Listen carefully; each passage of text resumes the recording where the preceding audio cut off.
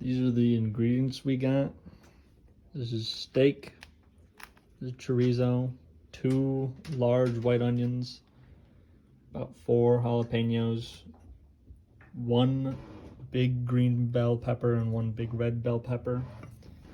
You got 3 cans of diced tomatoes. These are 3 large cans of tomato sauce, and then 2 homemade jars of tomato juices. You got chili beans, portobello mushrooms, ripe sliced olives, 2 cans of roast diced garlic, and chicken and beef stock, as well as a motley or melody of beans. We have pinto, black, and kidney, and then ground beef. Hello, we're making chili for your family. I put on traditional Canadian garbs. That way I fit your culture. We got here all our stuff to make food. We got ground beef, onions, seasonings for the ground beef, jalapeno peppers, green and red peppers. All we're gonna do here right now though is sear the meat before we add it to the chili. Now you got your meat in the pan. Add some of your seasoning. I've already added a bunch of chili powder. You want to coat your meat fairly and evenly.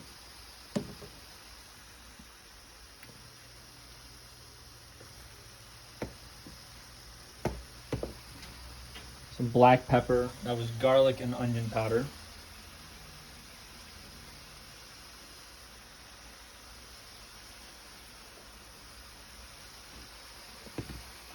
This is real salt.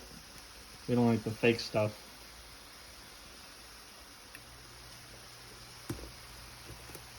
Some cumin. Very little of this goes a long way.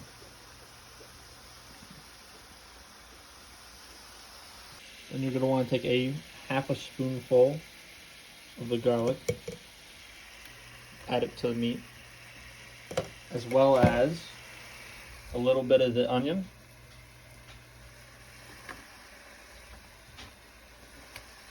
a little bit of the pepper, and a small pinch of the jalapenos. All right, now you're going to want to take your meat and get it into the big pot. Take your meat, put it in,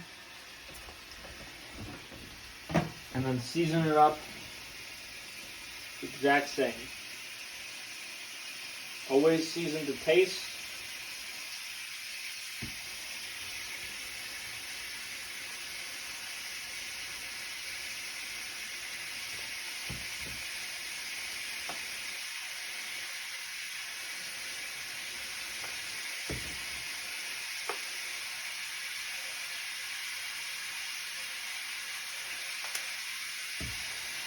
Red pepper flakes.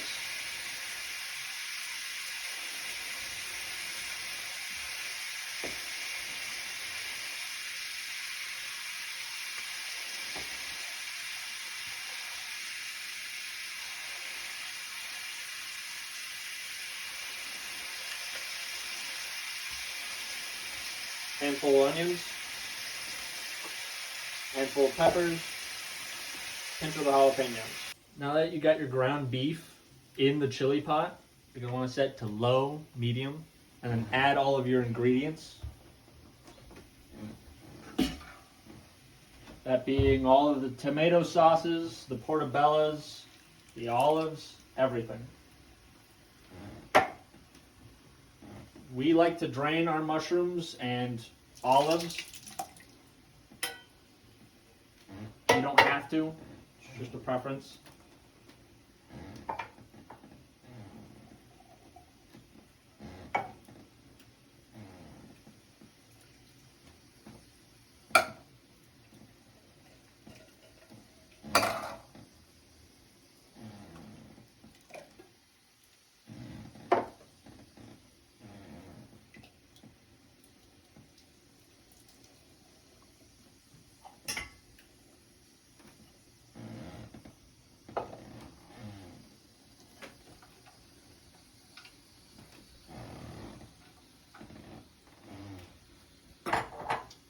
all of your onions, your peppers, and your jalapenos go in at this stage too, except for a little bit for the chorizo at the end.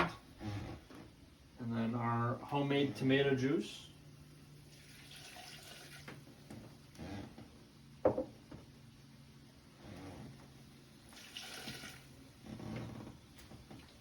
And our last tomato sauce.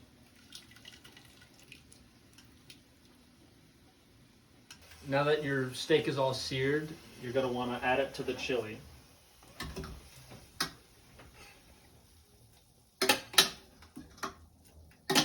And then immediately add your chorizo to the pan to let it start to sear.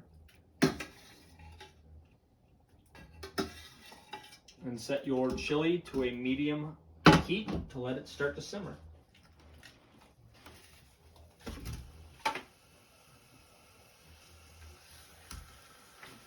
Add your peppers and onions back to the chorizo and let it start to sear.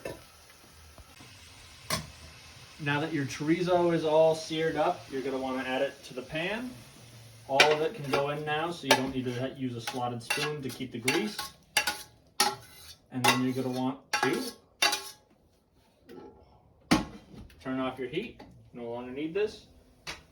Take limes and add the juice to the chili. And you're going to want to use all 4 slices, so 2 full limes of all their juices.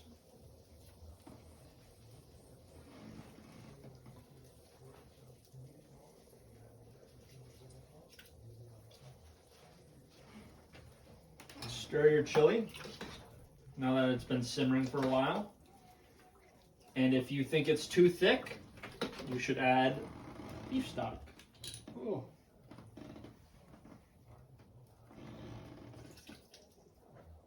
To thin it out.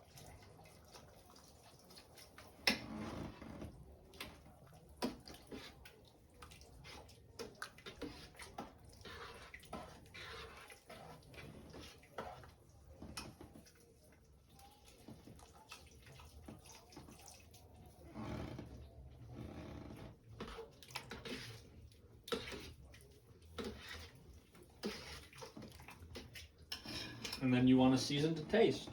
Normally it'll need a lot more chili powder, salt, pepper, but for now I think it's okay. No, so now that you have the chili cooking, put a lid on it, bring it up to a simmer, should be medium, and let it cook for an hour minimum. You can keep going. We normally let it go a lot longer. Last 30 minutes before you're done cooking, add cilantro to your chili.